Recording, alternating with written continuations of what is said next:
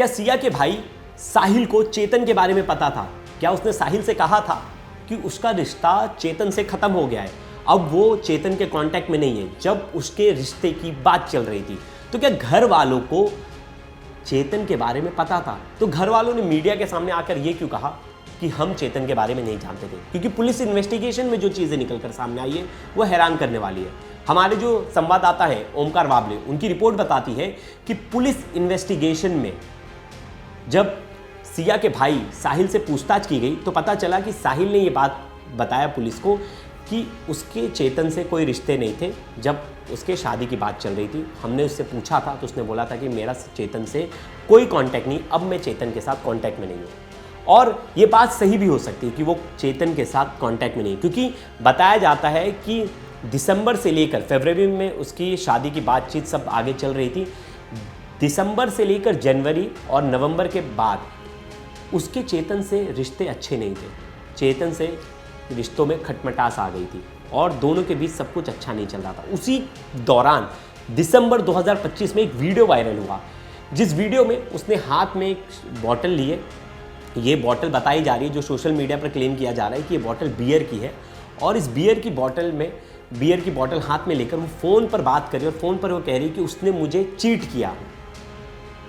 अब ये चीट किसने किया, किसकी बात चल रही है, ये तो लोग अनुमान ही लगा रहे हैं कि ये शायद कॉल पर चेतन है और चेतन से ही बातचीत हो रही है। और उस समय चेतन से इसके रिश्ते अच्छे नहीं भी चल रहे थे, ये बात भी सच है।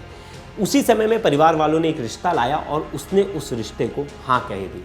लेकिन जब इसकी धीरे धीरे बातचीत शुरू होने लगी केतन से, तो इसे लगा कि केतन इसके लिए सही विकल्प नहीं है, यानी सही ऑप्शन नहीं है, क्योंकि इसके पास तो पहले से एक शख्स है जिससे इसकी लड़ाई हो रखी है, लेकिन वो उसका बॉयफ्रेंड है, वो है चेतन। अब ऐसे में वो शुरुआत में ये डिसाइड नहीं कर पा रही थी कि क्या चेतन को हाँ बोलना सही है या गलत है।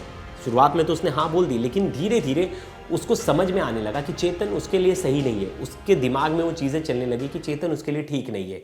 फिर वापस से उसकी लाइफ में चेतन की एंट्री होती है। जैसे ही उसके रिश्ते की बात केतन से होती है, धीरे धीरे जब उसकी बातचीत केतन से शुरू हो जाती है और केतन से वो इंटरेक्ट करने लगती है, तो पता चलता है कि केतन उसके लिए ठीक नहीं है और केतन से वो अपनी दूरियां बनाने लगती है।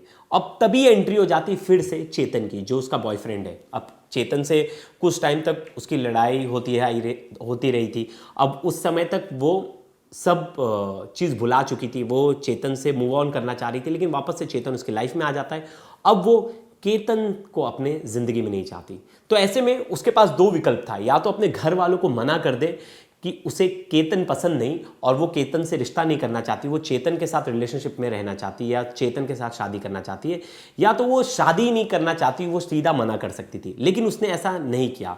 उसके पीछे दो सबसे अहम कारण बताए जा रहे हैं, क्योंकि पहले उसने गुस्से में आकर, जब उसके साथ चेतन के रिश्ते अच्छे नहीं थे, तो उसने गुस्से में केतन के लिए हाँ कर दी थी और वो केतन के साथ रेडी थी शादी करने के लिए। लेकिन धीरे धीरे जब उसे लगा कि नहीं, केतन मेरे लिए सही नहीं है और चेतन ही मेरे लिए सही है, तब उसने सोचा कि अब मैं अगर घर वालों को बताऊंगी और घर वालों के खिलाफ जाऊंगी तो घर वालों को मैं सामना नहीं कर पाऊंगी, मतलब मैं घर वालों को कैसे फेस करूंगी। ऐसे में उसने सोचा कि अब मैं खुद ही फंस जाऊंगी अपने इस पूरे ट्रैप में, और उसने सोचा कि एक तरह से उसकी बदनामी होगी और उसके घर वालों की बदनामी होगी, क्योंकि हामी उसी ने भरी थी। ऐसे में वो कुछ समझ नहीं पा रही थी। इस बीच चेतन उसके लाइफ में आ गया, तो दोनों डिस्कस कर रहे थे कि अब इन चीज़ों से बाहर कैसे निकले।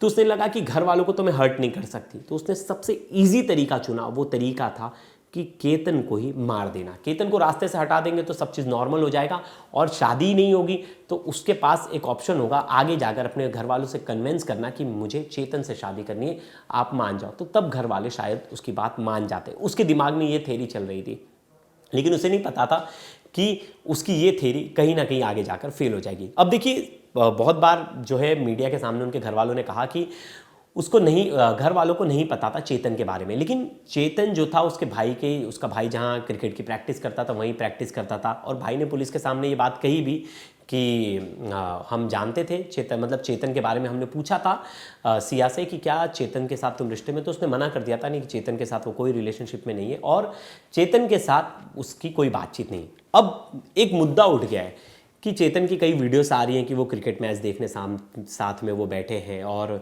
कई जगह वो कैफ़ेज़ वगैरह में मिलते जुलते थे, और वैसे घर वाले ज़्यादा रेस्ट्रिक्शन रखते नहीं, तो घर वाले ज़्यादा बच्चों के उनके पर्सनल लाइफ में ज़्यादा पूछताछ नहीं करते कि तुम कहाँ गए थे, कहाँ आए थे। वो झूठ भी बोल देते कि मैं अपने फ्रेंड्स के साथ गई थी, मैं अपने किसी फ्रेंड के घर गई थी।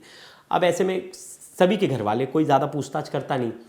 लेकिन उनकी मम्मी ने कहा सिया की कि मेरी बेटी जो है शराब वगैरह नहीं पीती थी, और वहीं केतन की मम्मी ने कहा कि हमने सिया को कह दिया था कि हमारे घर में शराब नहीं चलेगा। मतलब केतन की मम्मी को ये कहीं से जानकारी मिली थी कि सिया जो है शराब पीती थी।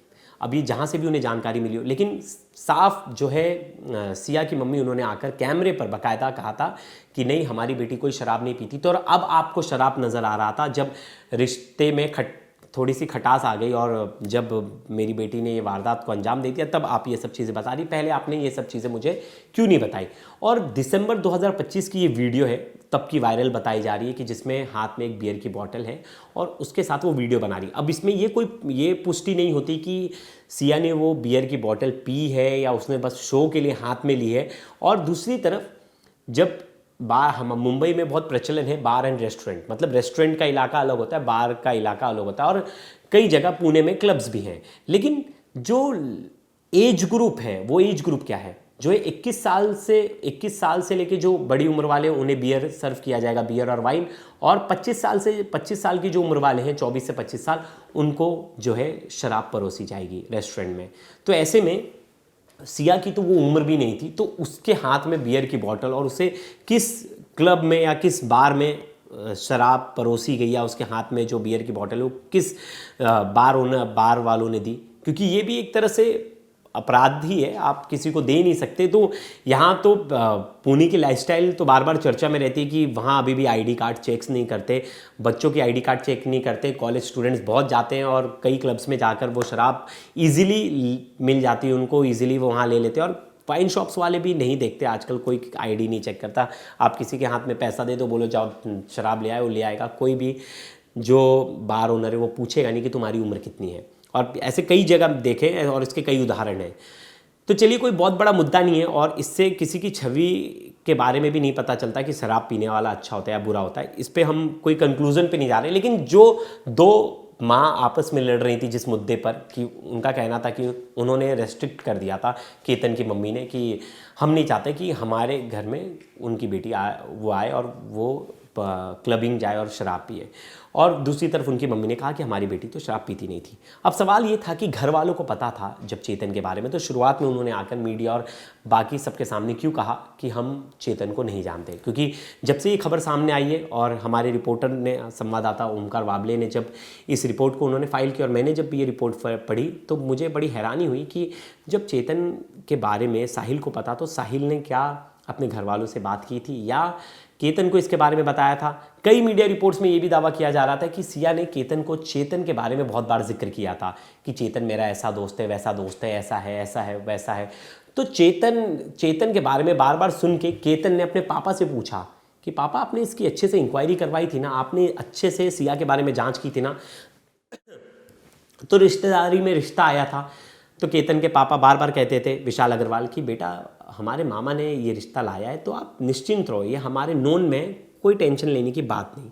ये जो भरोसा था, ये भरोसा यहाँ विशाल के पिता को सिया पर नहीं करना चाहिए था। अगर बेटे को शक था तो वहीं जांच करवानी चाहिए थी। लेकिन वही है, जब कोई आस पड़ोस में रिलेटिव अगर कोई रिश्ता लेकर आता है तो बहुत बार हम उस पर आंख बंद कर भरोसा कर लेते हैं, और यही हुआ सिया के केस में। और सिया पर भरोसा करते रहे। एक बार नहीं, 3 बार केतन ने अपने पापा को वार्न किया कि पापा आपने जांच की है ना, पापा आपने जांच की। और बार बार जो केतन के पिता वो एक ही आश्वासन देते थे, हाँ मैंने जांच की है और हमें पता है कि इसका कोई पास्ट नहीं है, सब कुछ बढ़िया है और हमारी रिश्तेदारी में रिश्ता आया है। लेकिन वही है, हैरान करने वाली बात है, एक 12वीं फेल लड़की से शादी करने के लिए इतना करोड़पति परिवार क्यों रेडी हो गया? वो भी बस किसी एक रिलेटिव ने कह दिया कि लड़की अच्छी है। क्यों कोई जांच नहीं की गई, जानने की कोशिश क्यों नहीं की गई?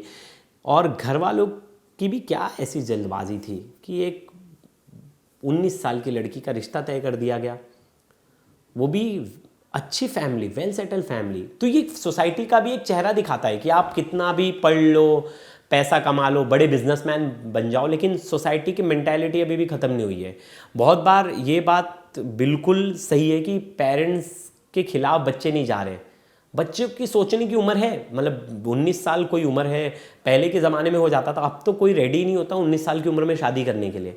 और उस उम्र में तो बच्चा तो पूरा कंट्रोलिंग पावर में रहता है। मैं 19 साल की उम्र में तो अपने पेरेंट्स की ही सुनता था, अपने पेरेंट्स के बताए चीज़ों पर ही काम करता था। पेरेंट्स ही डिसाइड करते थे कि ये करना है, ये नहीं करना है, और उस उम्र में कोई भी अपना डिसीजन खुद नहीं ले पाता।